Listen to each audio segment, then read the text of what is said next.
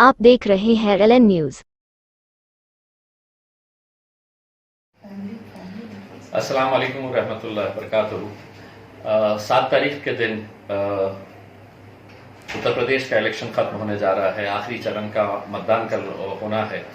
मैं तमाम उत्तर प्रदेश के आवाम से हाथ जोड़कर ये अपील करना चाहता हूँ कि मजलिस इत्तेहादुल मुस्लिमीन के जहाँ जहाँ पर भी उम्मीदवार है उन्हें भारी अक्सरियत से कामयाब करिए, उन्हें जिताइए। आपने देखा होगा कि पिछले कई महीनों से लगातार असदुद्दीन अवैसी साहब जिस तरह की मेहनत उत्तर प्रदेश में कर रहे हैं, आपसे अपील करना चाहूँगा कि उनकी मेहनत को ज़ाया मत जाने दीजिए।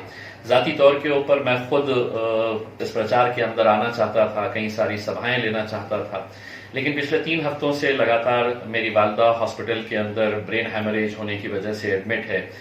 3 हफ्ते से वो वेंटिलेटर के ऊपर है।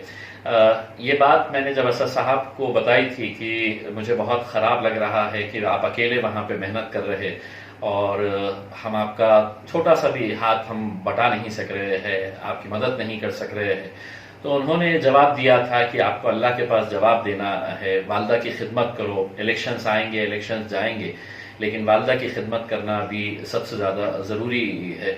मैं आप तमाम लोगों से अपील करना चाहूँगा कि असद साहब ने जिस तरह की मेहनत की है, दिन और रात उत्तर प्रदेश के अंदर लगे रहे।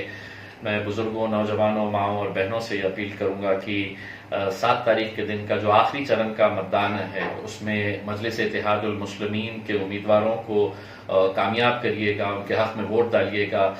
मजलिस की निशानी पतंग है और असदुद्दीन अवैसी साहब के हाथों को मजबूत करिएगा। बहुत बहुत शुक्रिया।